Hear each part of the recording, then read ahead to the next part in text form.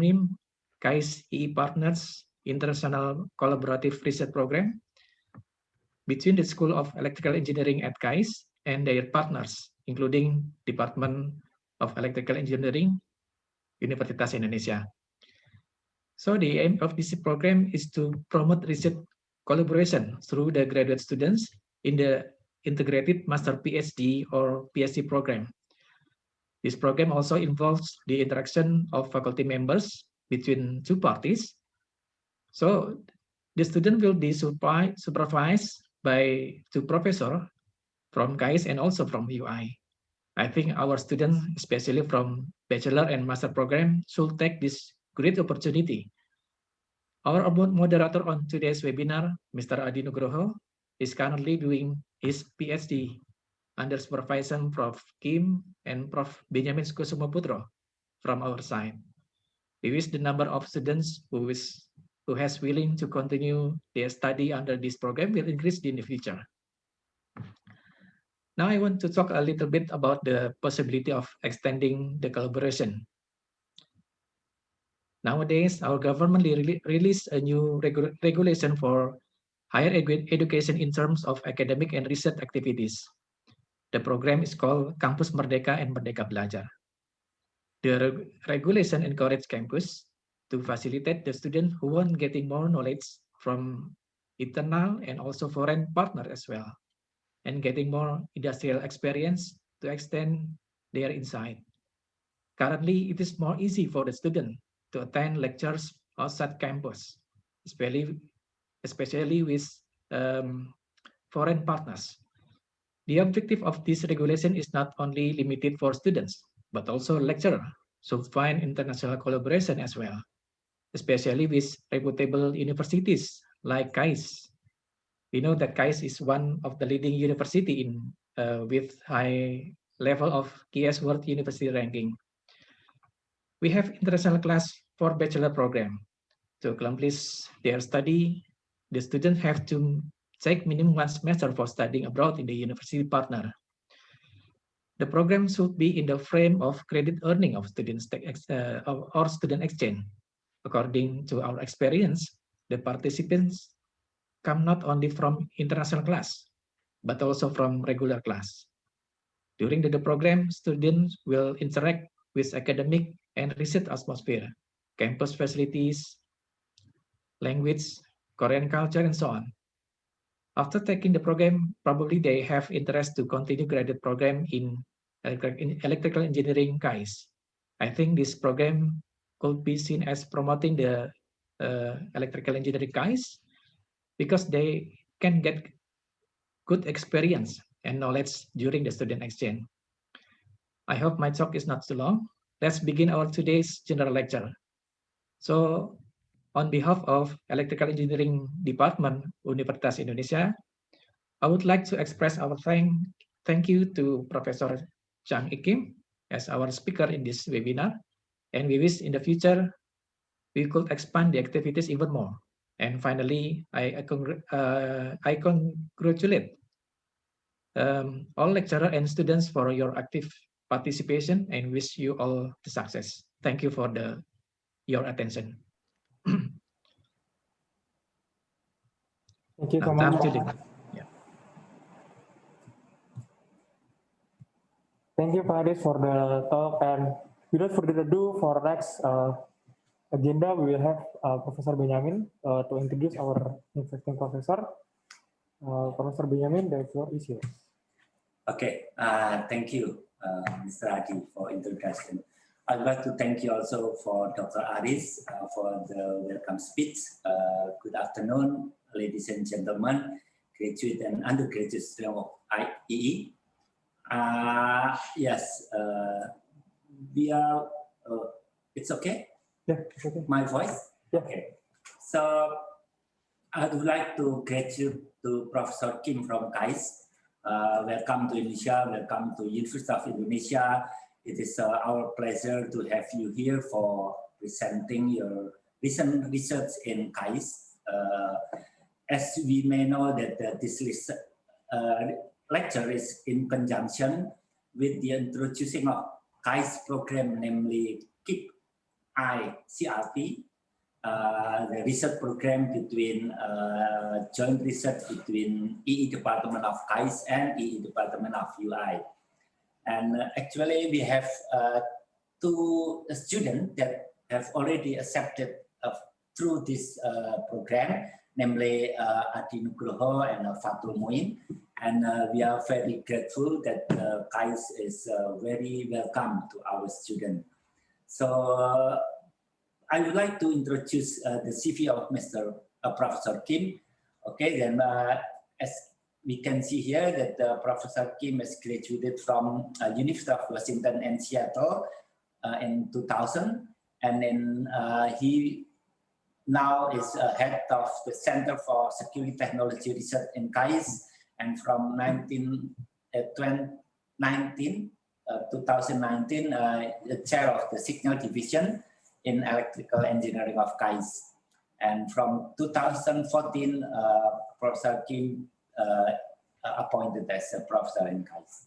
So research interest is in deep learning, optimization, image analysis, computer vision, pattern recognition, which very advanced, especially in these recent years. And he got various awards, including the senior member, editorial board member of Journal of Signal Processing from Elsevier. Elsevier, yes, okay. And numerous paper award, and invited for plenary session, invited speaker in numerous international conference. So we have 2 kind of, actually this lecture will be delivered in 2 sessions, today and next week. So I would like to invite all of you to come to this lecture next week also. So please, Professor Kim, time is yours. Thank you very much. Okay.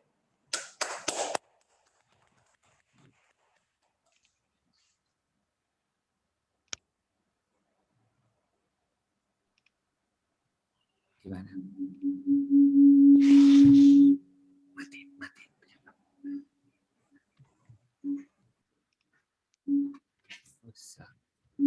Okay, is the screen okay? Is the screen okay? Yeah, Yes, it's clear. Okay, then let me start. Hi everyone, I'm Professor Chang-Ick Kim at KAIST. This is my big pleasure to have a presentation in front of you. I heard most of you are graduate students. Special thanks to Professor Benjamin and Subiantoro, okay, who invited me here. It will be great if my talk is useful, at least to some of you here. Personally, Indonesia is not just a country far from Korea, because one student among you is supposed to join my group this summer.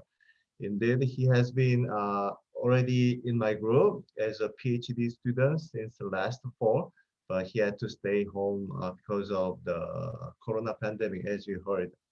Okay, his name is Adi, right? I hope to see him shortly at KAIST.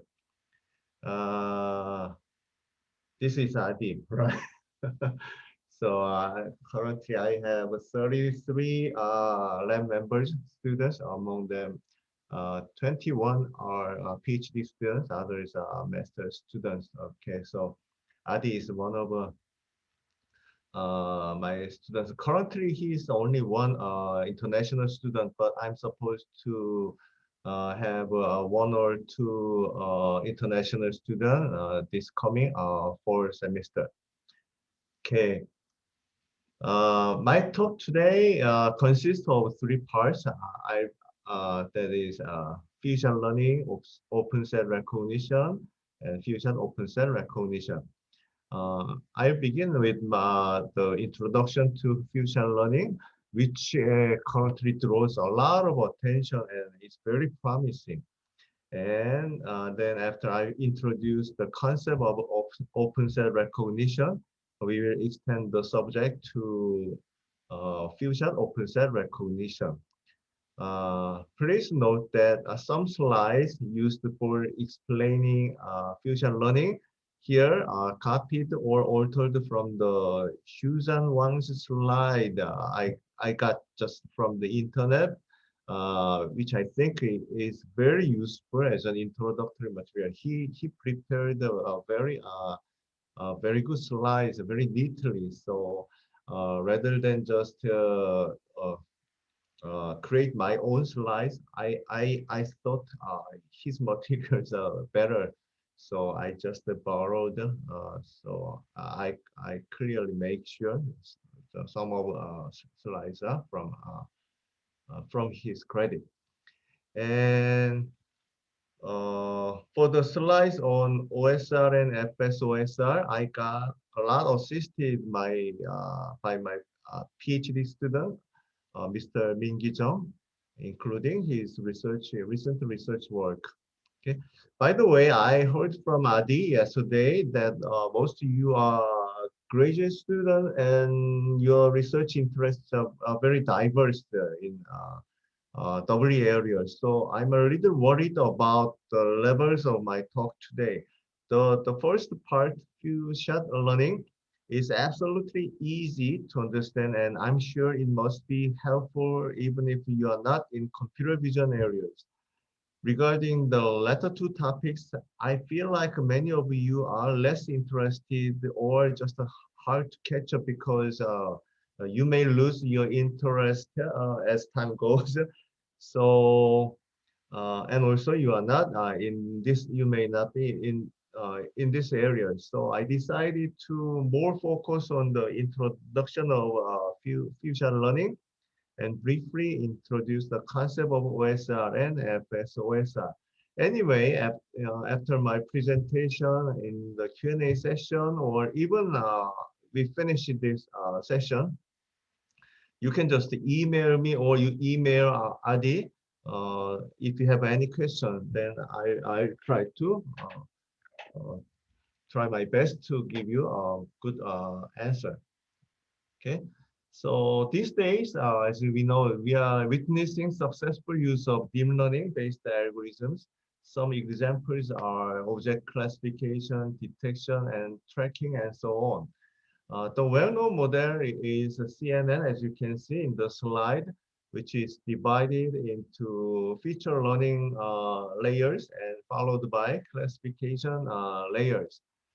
Okay, so we also know that to make this thing, make things successful, a large number of data are required. Okay, and they are not always available. So at the same time, we also notice that humans can adapt to new tasks easily without requiring large training data for the task. So this is because we are that's because we are already well trained with our past experiences for recognition and classification. So even though we are given very small number of data, we are very good at just recognizing because we have uh, uh, many past experience and we are well trained. Then we can raise a question: can deep learning models do similar things like humans do without any big problem? Let's say we want to be a good sports player, like in soccer, basketball, or baseball, whatever. But unfortunately, sufficient amount of time, space, and equipments are not available, let's say. Then what would you do in this situation? Just to take a rest forever? Maybe not, right? So you must agree that you better spend time for raising your physical strength, okay, rather than just resting, waiting for just possible training time. So this is a basic idea we can do for fusion learning. So that is initial training with rich data. Okay, so like we have like from ImageNet whatever benchmark, and also quick adaptation to individual tasks. Okay, so fusion learning consists of these two steps. So before we go further, let's clarify the difference between just well-known conventional supervised learning and fusion learning. In the traditional supervised learning, we have a lot of training data, as you can see here. In the test stage, of course, test samples are never seen before, of course, but they belong to known class. So as you can see here, the animal given in the test as a test sample is it belongs to the class we are trained. Okay, but of course, exactly we didn't see that picture though, right? So anyway, this kind of animal was in the training set. That is just traditional supervised learning.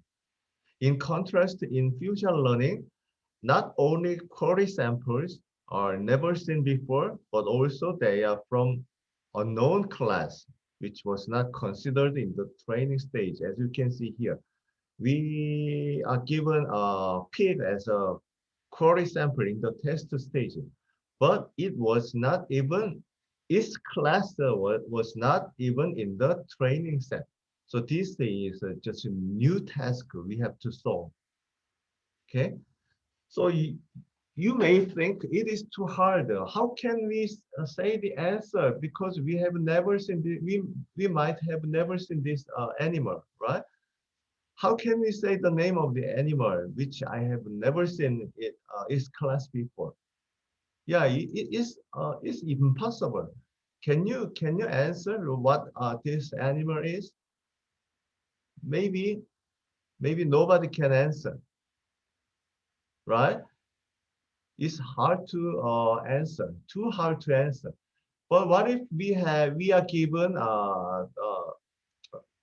some few number of data set that is called support set along with the query. Okay, then maybe you can easily answer the query image belongs to cassowary rather than ostrich. Even though we have never seen it before, uh, most of you, all of you, are able to answer correctly. That's because we have we already are well trained, right? And we are very good at classification and recognition. And more specifically, what we did in our mind is just making a comparison. Okay, so with between query and the first image of cassowary, and between query and second image of cassowary, and also same thing, query and ostrich, two ostrich images. Then you will figure out that will that must belong to cassowary. Okay. That is how fusion learning does. That means just let's remember that in fusion learning, we are supposed to receive support set along with query. Okay, because only query doesn't give us any answer. It's too hard. It's impossible. So always we are given support set as well. But the support set is not huge. It contains just a few number of samples so that you can make a comparisons. Okay. So it doesn't have to be always two classes and two samples. Just we can construct support set in K-way and shot style.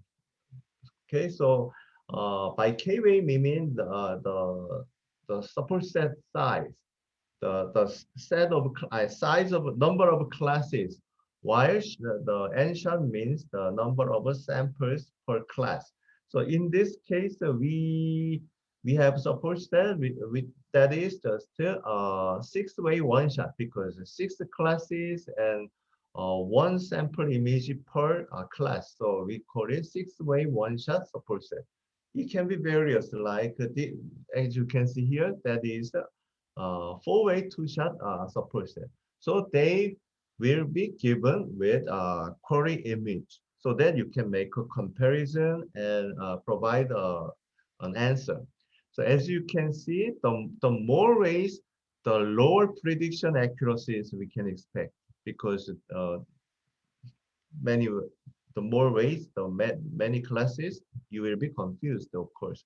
And the more shots, the higher prediction accuracy, right? The more shots provided per class, then it will be easier. Okay. So in the fusion learning setting, we are supposed to have training set, and also in the training stage, and support set and query sample in the test stage. And as I mentioned, in the in the training set, there is no rabbit pictures here in this case. The rabbit is provided as a query sample. The rabbit should be in the support set, but it should not be in the training set, because the main purpose of fusion learning is to deal with a new task, right? So remember that the query samples are not in the training set. Okay, then without any training, using training set, just as soon as you are given support set and query sample, maybe your deep learning architecture is not well prepared, right? It will be very confused, embarrassed. So we have to do something useful in the training, using the training set, even though there will not be the query sample will not be in the training set. Then what can we do? If you remember in the test stage, what we have to do is to compare this rabbit and fox, and this rabbit and squirrel, this rabbit and the rabbit picture, and this query and hamster. Then you will find, aha, the query image resembles the third one, which is the rabbit. So I would say that this is a rabbit. That's how you do, right? Then what will be the best things we can do in the training stage? That will be, of course, we train just we are given any randomly two images, and we just try to answer if they are from the same kind, or if the pair contains different kinds of animals. So we keep just training using the large scale training data set. Okay. In fusion learning, the most popularly used benchmark or data set is mini ImageNet. So just original ImageNet data set contains 1,000 classes and 1,000 shots per class, right? So it contains millions of images. But this mini ImageNet is constructed, just sampled, okay, for using in fusion learning. And it has 100 different classes. Okay, it is built. Okay, and another popularly used one is tiered ImageNet dataset, which contains 608 different classes. And also there's another one called the Omniglot that is also a data set for fusion learning, but it contains handwritten characters. And also there is another one called FC100 Fusion Cipher 100 dataset. That's also popularly used. So anyway, as I mentioned, if you are just following me, Then now everyone agree that what we have to build for our good ability is to make the learners similarity function given to images. So everyone can do this. Yeah, for image x1 and x2, the our goal is to learn or build a similarity function so that for x1 and x2, it produces 1. But for x1, for the pair of x1 and x3 or x2 and x3, the similarity function should produce 0 because we don't think they are from the same class. Okay, then how to achieve it using deep learning or neural network? There was a good research result, which is called Siamese network. Okay, so for comparing two input images, if they are say similar or not, if they are from similar class, same class or not, we can use the Siamese network. So of course, we have to prepare a large scale training data set, of course. Don't forget the images belonging to the same class as a query does not appear in the training stage, right? So the query image class will not be in this training set, of course. Then what we have to prepare is just to randomly select two images from the data set. So if they are taken from the same class, we put label 1, okay? And if they are selected from different classes, we put label 0, okay? So we prepare a bunch of image pairs with labels, okay? Now we are ready for training. So just we input this one just shows the basic model. The first part of CNN, just which is generally used, especially the feature extraction part. So very simply drawn one. So we can get the feature vector from the input image. So keep to keep this in your mind, we can say that for image x1, we have a feature vector h1, and image x2, we have a feature vector h2. So we take difference between two vectors, and that is input to the dense layer, which is also called fully connected layers, right? And because our label is just binary, so it becomes it will produce one scalar value, and after going through sigmoid function, in this case, because they are from the same class, right? So target will be provided as 1. Then we can set up a loss function and take a back propagation to update the deep learning parameters.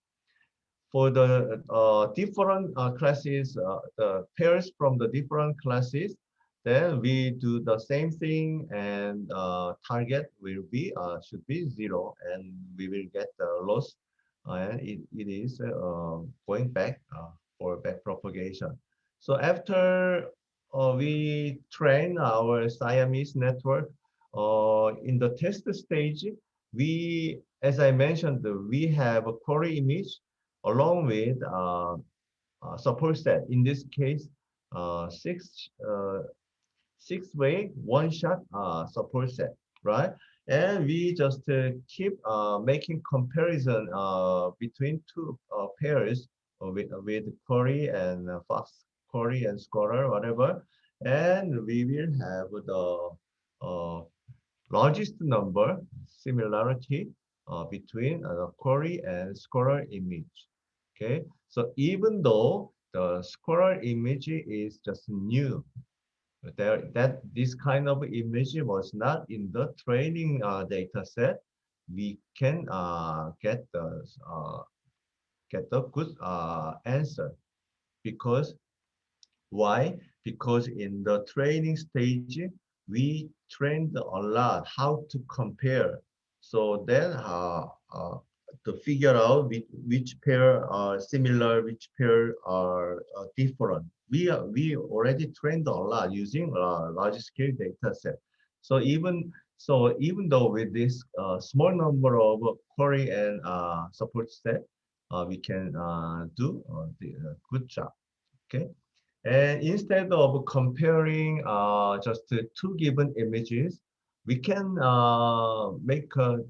use a different loss function called triplet loss. That means we have we select just one in the training stage. We choose one picture from one class and take a picture from the same class, which is called the positive here, and take a picture from the other class. So that is called negative sample.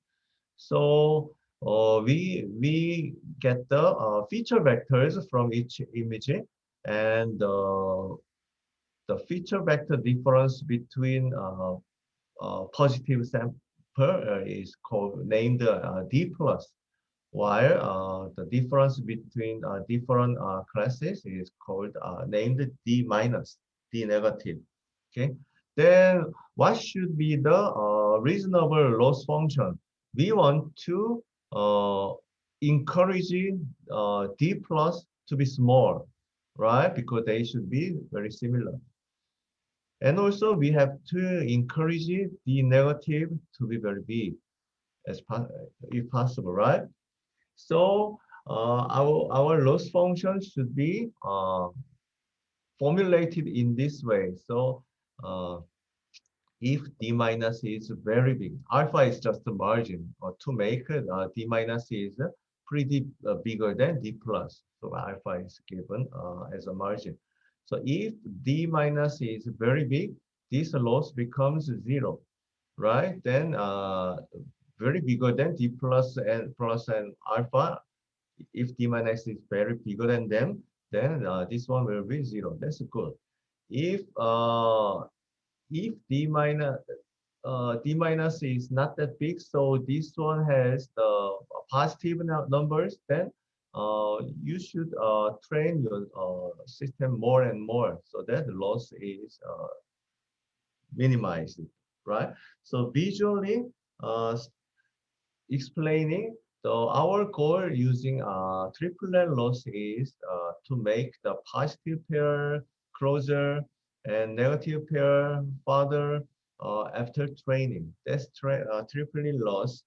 A similar one is contrastive loss. Okay, and this kind of mechanism is also popularly used in face recognition, right? Because there are so many faces, they look very similar sometimes. So researchers found that we better use just the positive sample and negative sample together, which is a triplet loss, rather than just comparing the two images, two faces. Rather than that, using triplet loss is also more effective.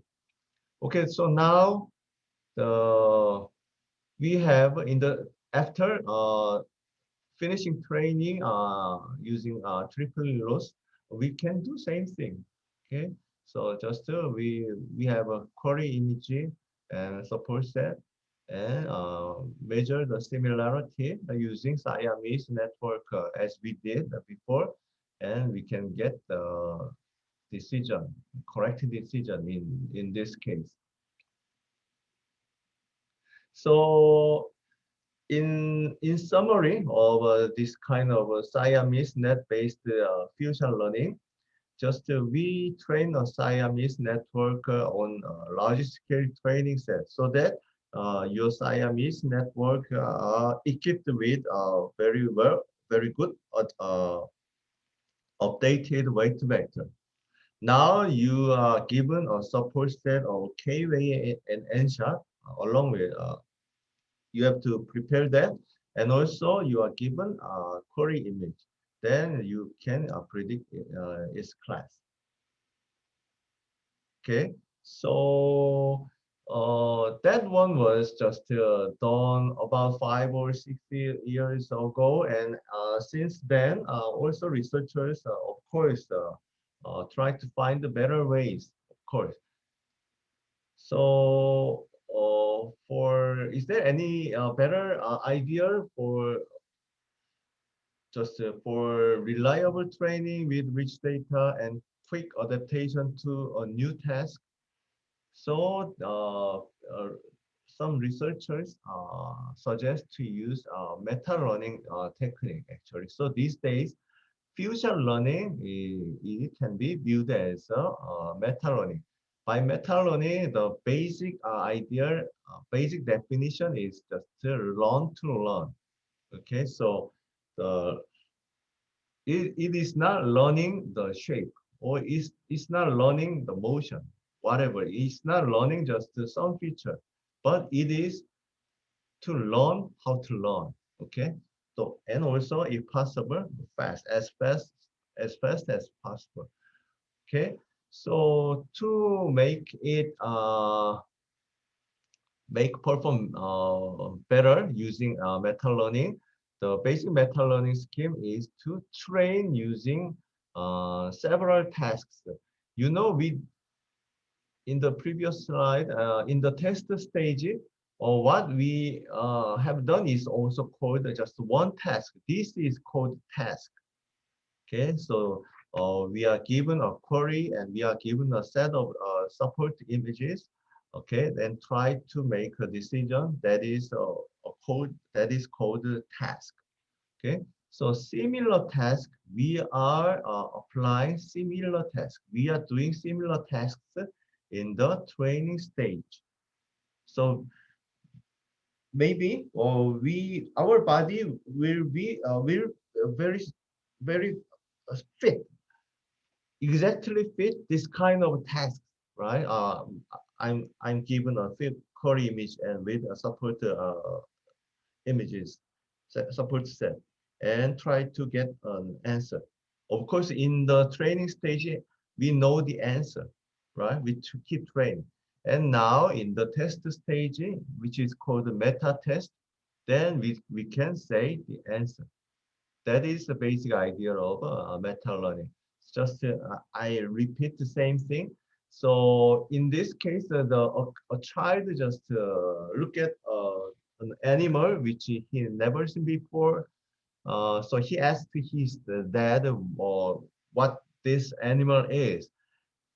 His dad, instead of giving him an answer, he just tried to train him. So he shows the kids the cars with six, including six different animals, and ask him to get the answer by himself.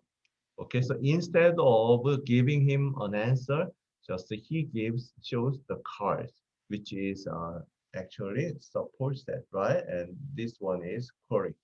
Then just from childhood, we human beings just keep training, right? Such things.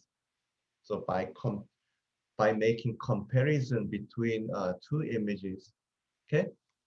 So remember this is called task. Okay, so this kind of job is called a task. So in the meta training, we do a bunch of tasks use data or sampled from the large scale data set. So we know the query, the the real answer of the real label of this query in the training stage, right? So this task, they are all tasks, and we have a task in the testing stage, and those tasks are also called episode. So that is this kind of training is also called episodic training. So in the training stage, we we build the same situation as a test stage. Okay, so keep doing it until our the network parameters updated and fit the job. Okay, so this is what we are doing actually in the meta training stage. So initial weight parameters in your deep learning system is just will not work very well, of course. So after doing a bunch of episodic training or meta training, your system will have updated weight vectors. And now when you are given test images, okay, in the meta testing case, you can quickly adapt to this new task, even though these images were not in the training stage.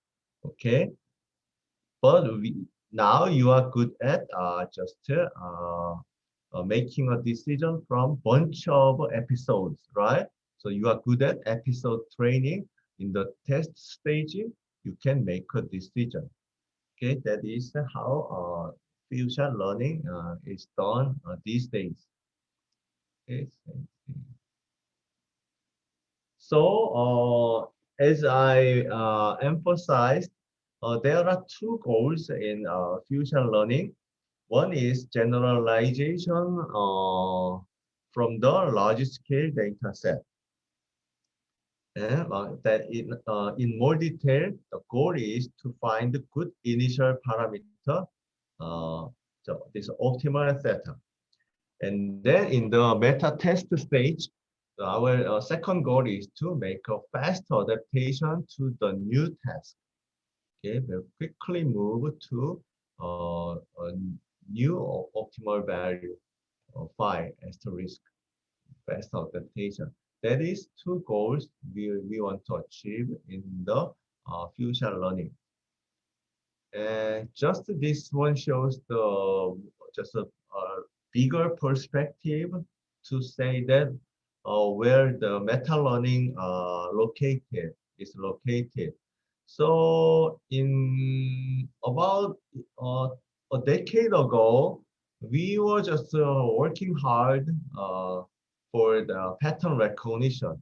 So where we have to just extract features uh, by our own skills. So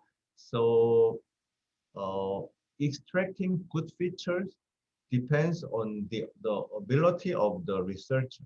So good researcher was defined as an engineer who can extract good features. Okay, some way. But in last decade, we witnessed the emerging deep learning, especially machine learning or deep learning, but especially deep learning, where the features are learned by like CNN, and then what we can do is just the engineering, how to learn, how to classify the learned features. That depends on the researchers. Okay, and but some people say that deep learning is not real artificial intelligence. It doesn't have real intelligence. What they do is just make an optimization. That's nothing but a mathematical optimization. The deep learning is not just intelligence. It is just mathematical optimization. Okay, so what we have to pursue is artificial general intelligence, which has a very similar capability to real human beings. Okay, so we think meta learning, which is to learn, is located between current deep learning and artificial general intelligence. Some people say that. And what is the next? What's beyond the artificial general intelligence? That is called artificial super intelligence. That means the AI capability is way beyond human beings. Okay, surpassing the human beings, humans' intelligence. That is called artificial super intelligence.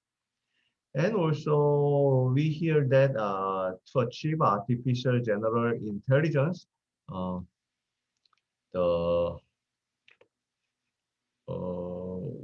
the reinforcement learning will be a main player, okay, to achieve a general artificial general intelligence. Okay, so anyway, so far I just showed one specific example, which is based on Siamese network, okay, to achieve a fusion learning method. Okay, there are several methods since Siamese-based network. Then we can classify the approaches into two different categories. One is the metric-based one, as we did using our Siamese network. Just we try to compare two images if they are from the same class or not, right? So that means we try to measure distance between two images. That is metric-based algorithm. The other one is adaptation-based methods, which means we try to get uh, we try to choose very good parameters that generalize well from few examples. So even though we have a few examples, yeah, can we get a very good weight parameters? That is the way they are thinking about. Some materials divide the fusion learning methods into metric-based and optimization-based and model-based. But in my lab, just we use the term of adaptation-based method, which can include model-based and the optimization-based. Okay, so from now on, let's just take a look each one's very briefly. So this is what we've done before, so Siamese net-based method. So basically, we try to compare the core between query and one of support set, right? And to see if they are similar or not. That is what we did. And here, in 2016, there was a new algorithm proposed called matching net. So in the Siamese network, we made a pairwise comparisons. But here we from this matching net, since this matching net, they begin to compare multiple comparison, make multiple comparison, okay, at the same time, okay, and the features of the support set images are computed through the function G, and the feature of the query image is computed from the deep learning network, which is called F. The function is F, and F and G can be same actually, and they are compared using cosine distance. So that's the difference. In the previous Siamese network, the Euclidean distance was used. Then this one is just replaced by cosine distance. That's the big difference between this one and the previous one. And as you can see in this example figure, maybe we can say that there are the support set is three-way five-shot, right? Do you understand? Three-way five-shot case. Then in the previous approaches like matching net or Siamese net, the number of comparisons should be 15 because the query image should be compared with everyone. The number of everyone is 15. But in ProtoNet, what they proposed is to compute the center vector or prototype vector. So in each class, they compute the prototype vector, which is defined in the first equation. Okay, then the query is compared with the prototypes of each class rather than comparing everyone with everyone. That is the difference. And they also shows that insisted that their algorithm is better than previous ones. Okay. In relation that in 2018, uh, what they noticed is ProtoNet applies Euclidean distance here, Euclidean distance. I'm sorry, Euclidean distance. So the relation that replaces the Euclidean distance to trainable function. So this by applying G new layers, okay, for generating trainable function. Okay, so using instead of using Euclidean distance or cosine distance, they use the network G. Okay, that produces the similarity between two images. Okay, that is the another update obtained by RelationNet. In 2020, CVPR, the new one is proposed. That is called FIT. From the prototypes first obtained, what they want to do is to make them dispersed. Okay, make the prototypes dispersed uh, from each other. Okay, so to make them to be dispersed, they applied several set transformation functions like bidirectional LSTM, deep sets, graph convolutional neural network, and transformer.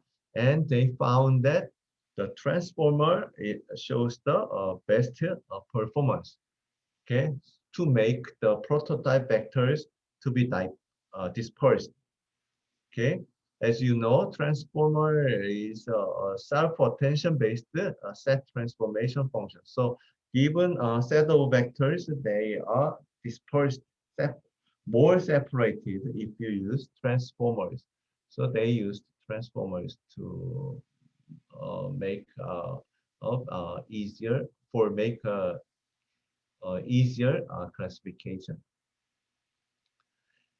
And the other one is adaptation-based methods or like optimization-based method. The well-known one is called MAML. As you can see in this slide, these adaptation-based algorithms are not just the they were not proposed after all of the metric-based ones proposed. No, no, no. Okay, so they were developed parallelly. So beginning with the Siamese network, the metric-based algorithm guys are doing their best, and adaptation-based method guys are doing their best separately. So sometimes, like when you read the papers based on the metric-based methods, then even they don't make a comparison with adaptation-based methods because they just insist that their algorithm is better than other metric-based methods. Okay. Similarly, in adaptation-based method, they tend to compare in the within their category only. Okay. Then what we can notice in MAML is they have two loops, inner loop and outer loop. So the from the initial parameters in the training stage, you remember we apply episodic training. So the very similar to the test stage, we just construct a similar task, which is called episodes. So using one episode, we make a quick adaptation to a new parameter, and so this is the what inner loop does. And in the outer loop, from the obtained phi k, we update theta. We keep doing.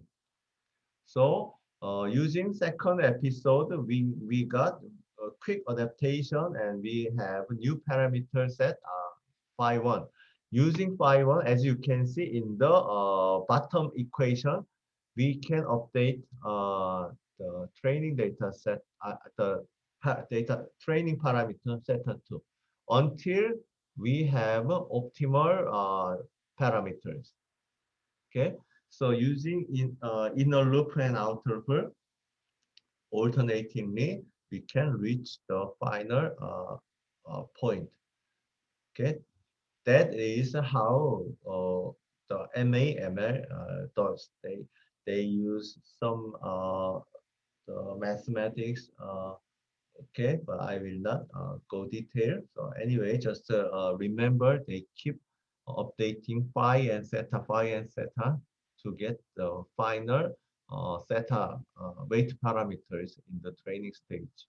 Then you are ready for the uh, test. Then in your test stage, what you can do is do, where is it? I'm sorry. Okay, so it was in the beginning part. So you make, after you have the final optimal theta, in the test stage, what you can do is to make a phi, okay? That is your decision. And the following the MAML, which is the most popular method, always researchers try to compare with MAML. Then following that ML methods, there are two more things we can notice. One is Anil and the other is Boyle. So you know the in metric-based algorithm, they try to make a comparison, right? But in this kind of adaptation-based method, we don't try to have a comparison. We try to make have a parameter which just quickly adapts to new tasks, right? Anyway, so its goal is to train the classifier, CNN-based classifier, including feature extraction part and classification part. But in Anil, they noticed that just one thing before I keep going, the main limitation, main drawback of MAML is every iteration, they have to update all parameters. As you can see in the limitation, the sentence, they have to update all parameters, so which requires heavy computation, a lot of time. But in Anil, they noticed that even though they freeze the body with the feature extraction part during the inner loop, even though they freeze the body, they found that the overall accuracy is very similar or better than MAML. So we don't have to update all the parameter every iteration. In Boyle, proposed next year, they also observed that this case they freeze the classifier part during the inner loop, and they also observed that the performance is similar or better than previous ones. Okay, so both are just updated version of MAML. Okay, in which some parts or former part or latter parts are freeze. Okay, that is all about adaptation method based methods. Okay, so before we go further, I would like to share some applications of fusion learning. Do you remember in the beginning of this presentation, I said that the fusion learning is very, very promising because we have a bunch of applications already based on the conventional deep learning architectures, right? The deep learning based supervised learning, many things like we do optimize the classification, object detection, tracking, whatever. We already did. There are a bunch of good results. Now people already began to convert the begin to apply them or convert the architecture to fit the few shot setting. That means we have a lot of things to do using the few shot learning schemes. So for example, there are a bunch of good object detection schemes. By object detection these days, we mean just not only detecting the location of object, we also try to figure out what the object is, the identity of object. That is called object detection in this case. There are a bunch of object detection, deep learning based object detection results. But now people try to convert the setting from the supervised learning to few shot object detection, few shot setting. Okay, which means remember that in few shot setting, what is the main difference? In the test stage, you are given the data samples you have never seen. That is the main difference. Okay, so in the conventional object detection, you have you will be given in the test stage, which is which has the same class in the training set, but in the fusion setting, you are you are train with a monkey, dogs, birds, whatever. But in the uh, test stage, you will be given like ostrich, something like you have never seen. That is the difference. So many people try to make a good fusion based applications these days. That means still yet it's yet blue ocean. Okay, so traditional supervised learning is kind of red ocean these days, but this one is kind of blue ocean these days. Same thing, semantic segmentation is to produce the homogeneous region and its identity along with the identity. Okay, so it trains a lot with a bunch of train set, but in fusion mode, in the test stage, what you are given is something you have never seen before in the training stage. Okay, that is fusion setting of semantic segmentation. Same thing, fusion-based reenactment. Phase reenactment means identity invariant phase expression generation. In the conventional phase reenactment, the system will train with a lot of images.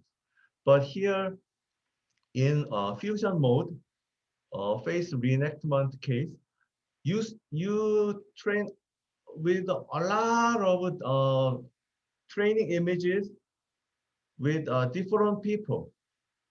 Okay, so someone who was not in uh, the test stage, like let's say we use ADI space, and ADI, also owns a lot of different millions of bunch of different facial expressions of ADI. We can train with ADI space and a bunch of other one space. But in the test stage, we are given just a few number of face expressions of Marvins and Trump's Donald Trump.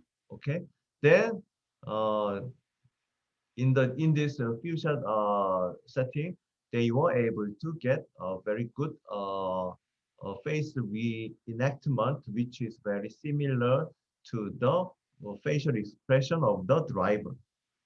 Okay, Same thing. This is MRI segmentation. It's very similar to the previous segmentation. Also, language generation. They train a lot for generating dialogue, but of course different dialogue, different answer is it depends on the something called dialogue act. Okay, but in the test stage, you are given with a new dialogue act. Then you have to fit the new task, that is fusion mode based natural language processing. In robotics, you can train your robot with uh, various behaviors, but in the test stage, the robot will be given a new behavior which was not trained, which was not seen before. That is uh, fusion-based behavior recognition. So that means, in conclusion, everyone can agree that the future learning is a very promising area, which I can make a new idea in fusion mode and make uh, the test, and you can write a paper, good paper. Okay, I hope everyone agree with this one. How it is, how promising it is. Okay, and now we have finished the fusion learning case. It's already 4:15 in Korean time. Okay, I think I have about uh, uh, 20 minutes. Okay, I'll try to make a finish here, not long. Okay, so there are some research areas these days to make robustness to some perturbation. So for adversarial attack, we try to have a good defense scheme called the adversarial defense. This is also one of a very big big interest done in my lab, actually, adversarial attack case. And out of distribution detection is very similar to open cell recognition, which I would like to explain from now on. The main drawback of traditional deep learning based classifiers is like this. Just in a good situation, for example, this dog is trained in the training stage, and after in the test stage, just your AI classifier make a good decision. It is a Welsh Corgi, that which is correct. And for this one, Poodle, it is also trained and or in the test stage that is well recognized as a Poodle. But what if you are given which was not trained in the training stage? Then maybe what the AI model should produce is, I don't know, right? That should be the desirable answer. But in the conventional AI classifiers, they are supposed to say any one answer among the classes they trained. So if they trained with 1,000 classes, they have to say just one, even though the testing image is just new to them, they have to say something like samoyed, but it's not correct. So it is a very big problem actually when we try to make a real world application. Again, the traditional ones don't know what they do not know. They just provide one answer. Okay, so open cell, by open cell, we mean a set of unseen class samples. Okay, so the samples which were seen in the training stage, then that is called closed set samples. And the set of unseen class samples, which was unseen in the training stage, then the sample set is called open set. So we have to recognize such a open set samples before making a decision. So in open set recognition, what we have to do is to find unseen samples first and exclude it before classification, and then make a classification only on the closed set samples. So that is very important when we think about real world application. That's what I show. Okay, so uh, there are two categories in open set recognition. Again, just remember, don't be confused.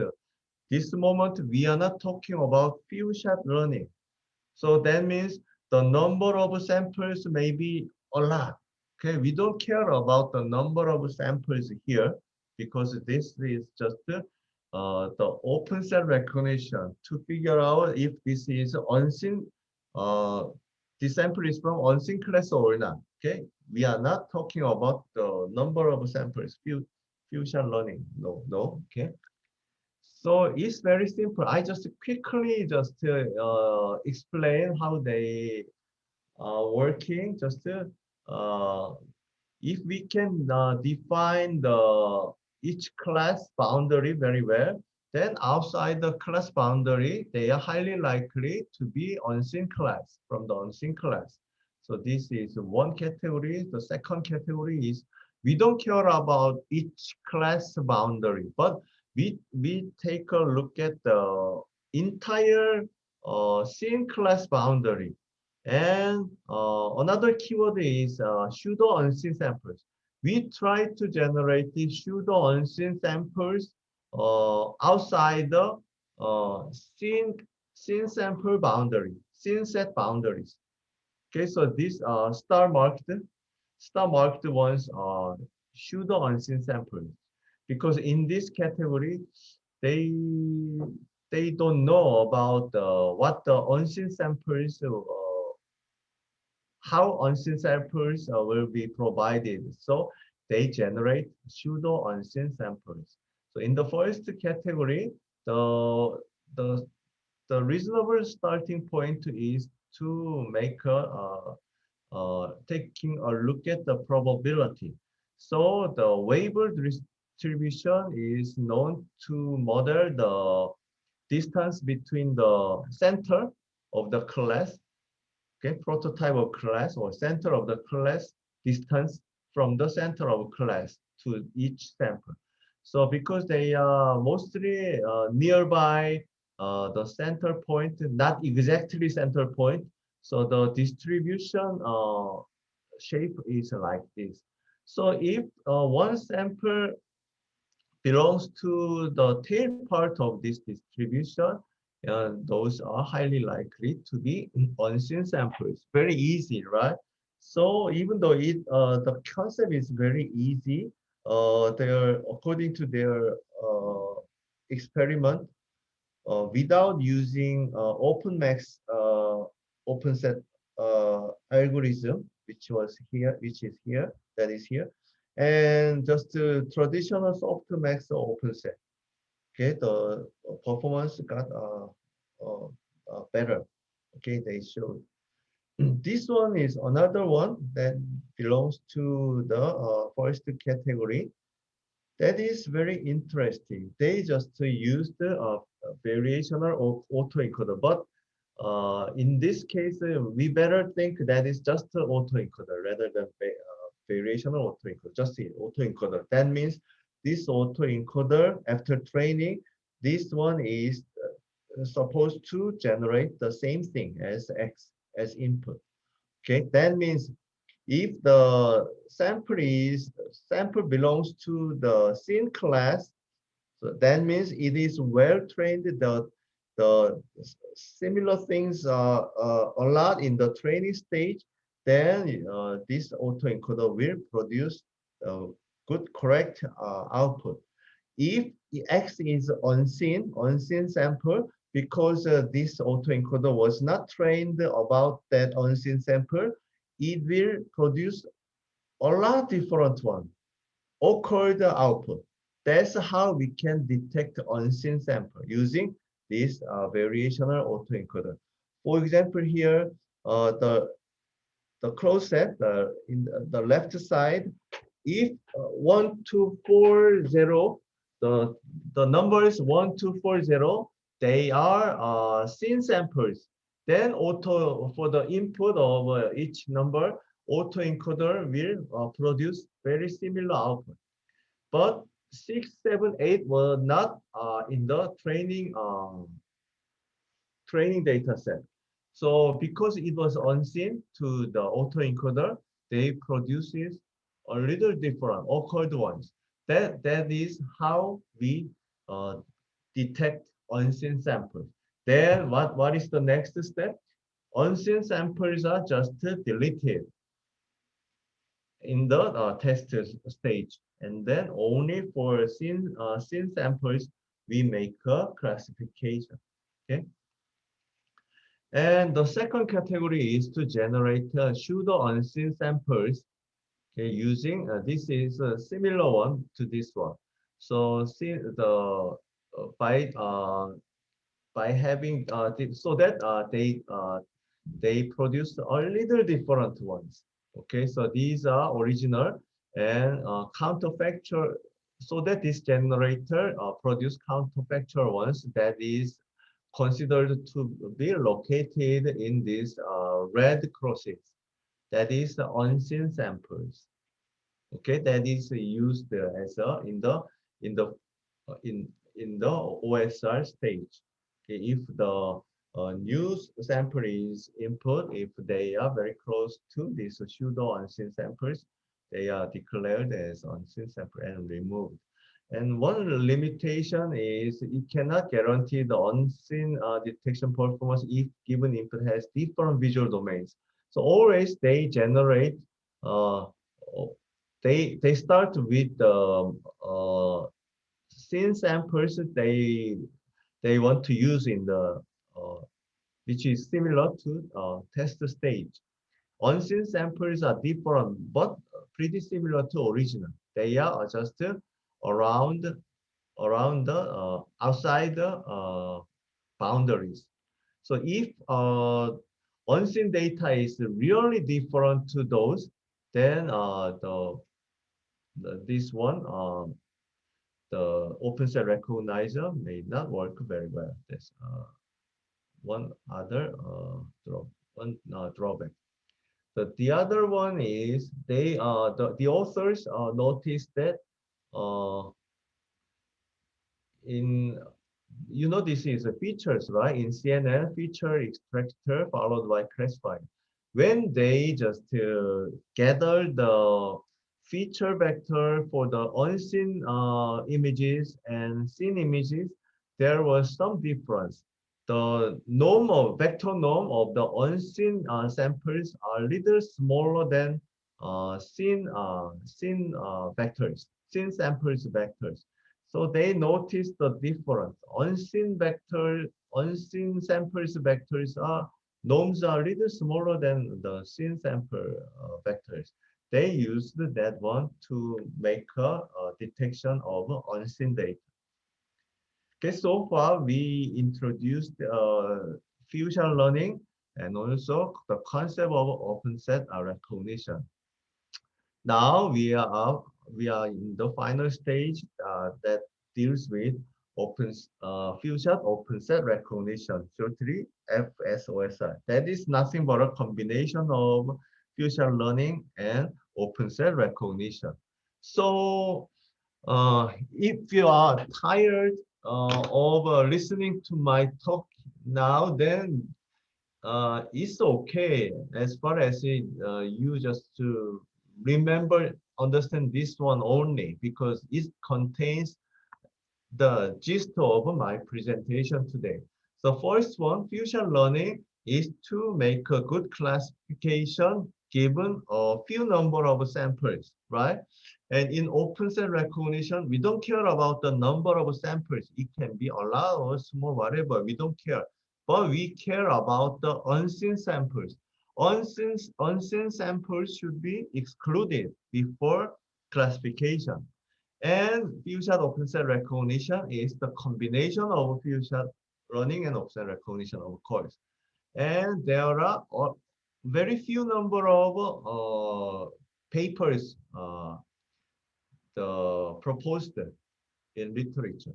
One is just one we can find is pillar before our method, just which will be presented in CBPR this year. Just so we were able to find only one paper on FSOSR. In the training stage, they use a lot of episodes, but for the scene classes, they use a cross entropy loss. That is conventionally used one. But unseen query, they use in the loss function, they use entropy maximization.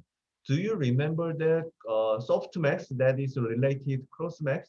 What they do is for the big make a biggest one bigger and others make others smaller. That is what the softmax does, right? And entropy maximization, what entropy maximization does is to suppress all of them. That is what entropy maximization does. So by cooperating those two different losses, cross entropy for scene query and entropy maximization for unseen query in each episode, they just learn how to suppress unseen query. Okay, but they have several some limitations, like because this entropy maximization is involved, it also degrades classification performance. And also it depends on should the unseen samples during training, should the unseen samples, that depends on the unseen samples. So here is my PhD student proposed and will present in CBPR this year. Okay, so based on this observation of their limitation, and also motivated by fit, which was introduced in the as the last one of the metric-based fusion learning, where the transformer was used to make prototypes dispersed. Okay, so his idea is just we prepared some animation.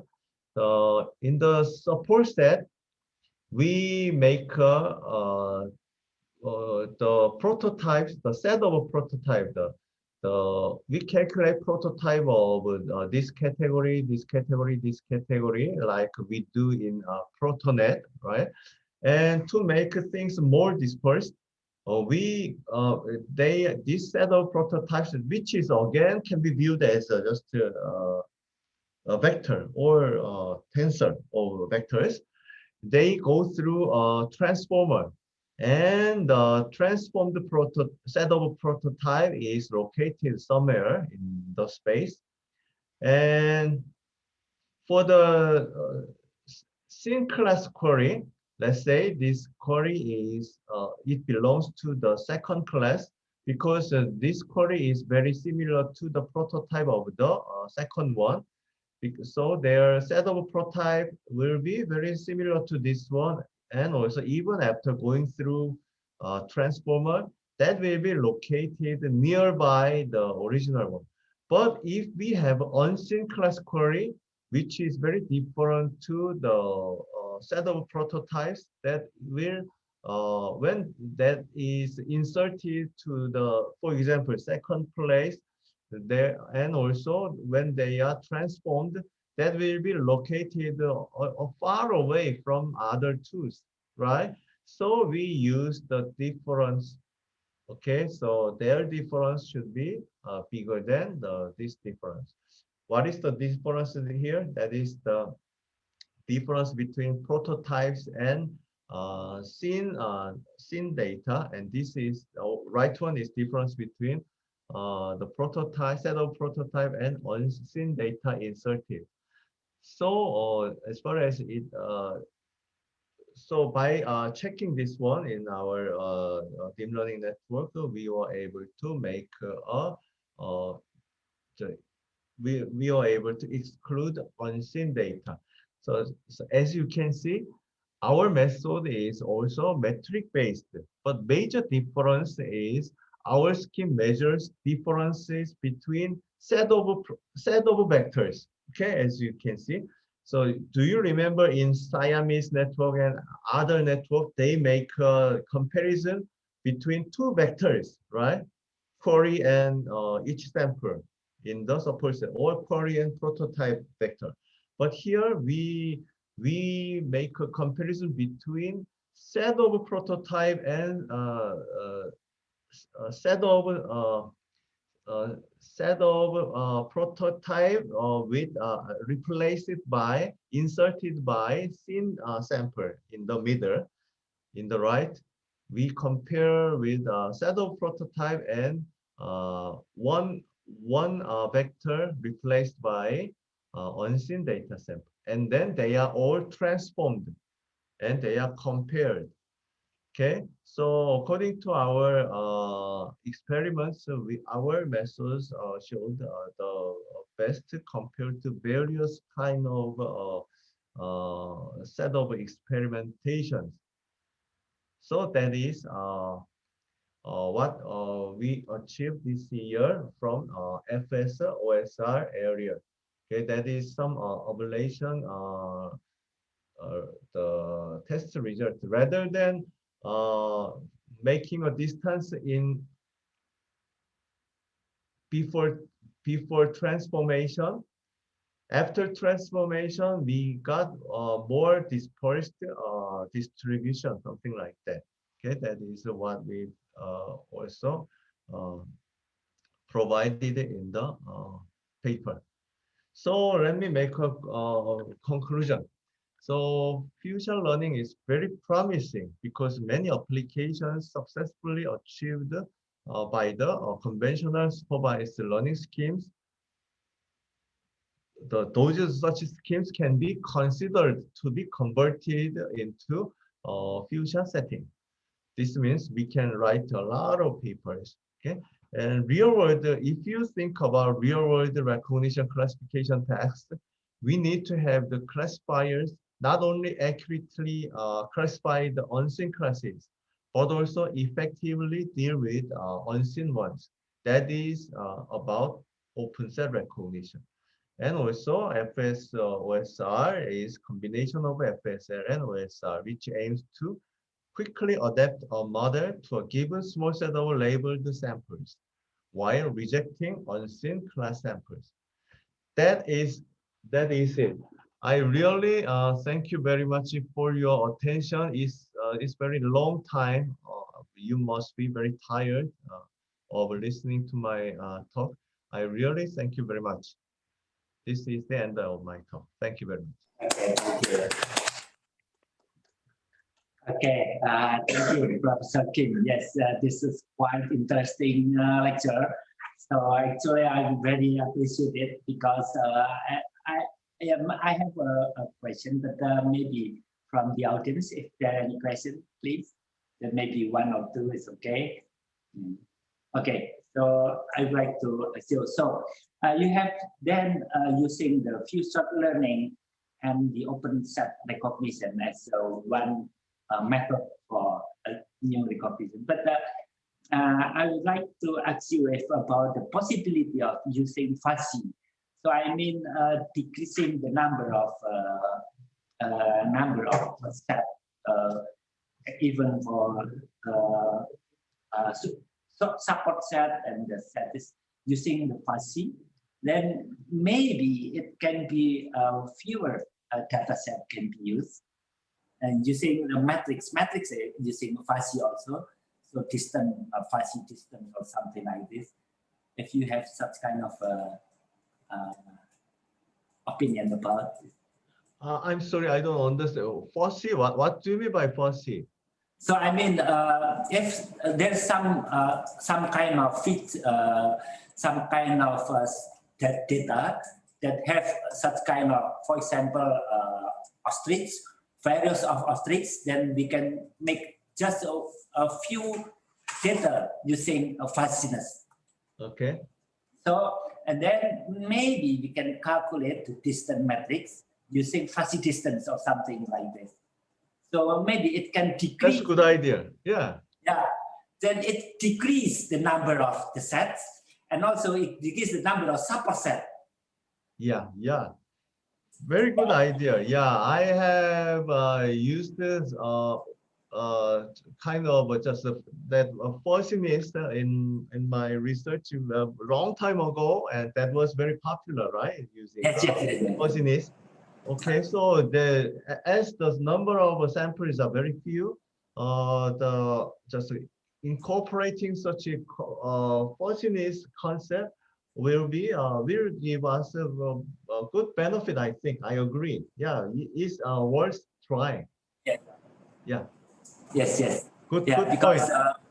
we can transform to the fuzzy space. I mean. Good point. Yeah. I agree. Okay. Thank you. Yeah.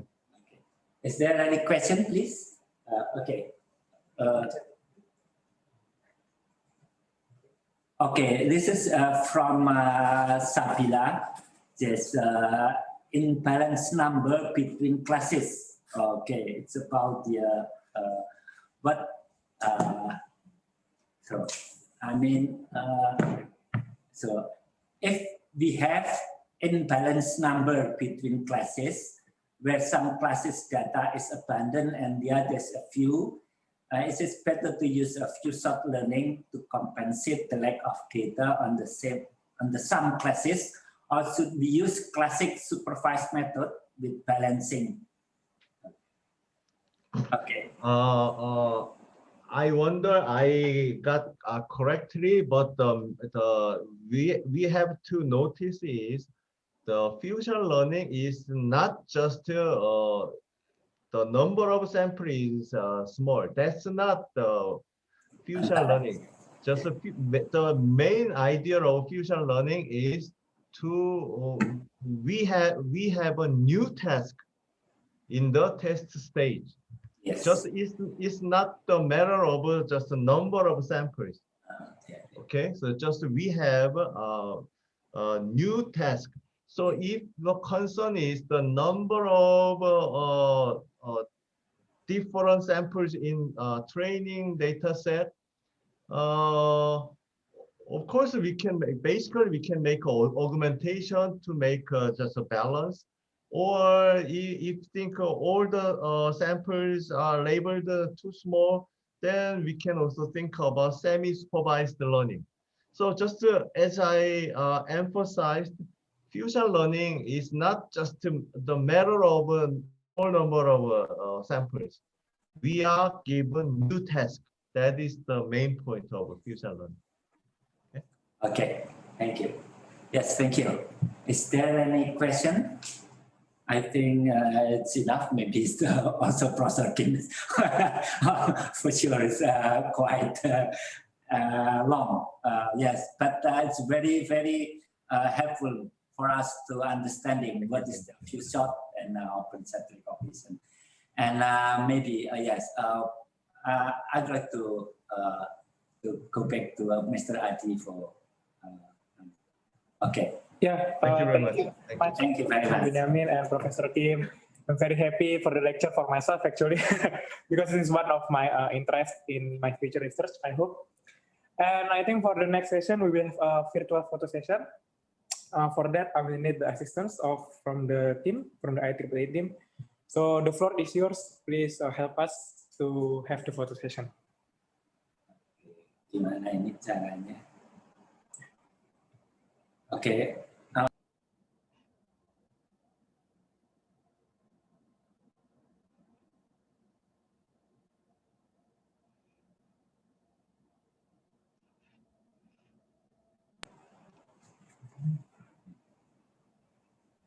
Yeah, I think everyone can please turn on the video feed. Yeah. Okay, please show your face, everyone. Hello, hello. Okay, thank you. So, Adi, can Yes. I leave now? Just a little bit, Professor Kim. Okay, okay. Just I just wonder you want me to leave or not. Yeah. No, no. Okay. we want your photo, of course. Okay. Yeah. Okay. Thank you. Thank you. So, yeah, I think everyone is on the screen. Thank you very much. Yep. Is that enough from the committee from IEEE? Is there anything? Okay, thank you for your protest. Yeah. Okay, thank you once again. Thank you for everyone. Thank you for Professor Kim, Pak Aris, and Prof. Benjamin. We hope to see you again on next week's session on the same hours and the same day. So we have another interesting topic, and yeah, we hope you all can attend again and hear more interesting lecture from Professor Kim. Thank you, everyone. Thank you. Thank you. Okay. Thank you very much, Prof. See you. Kim. Thank you very much.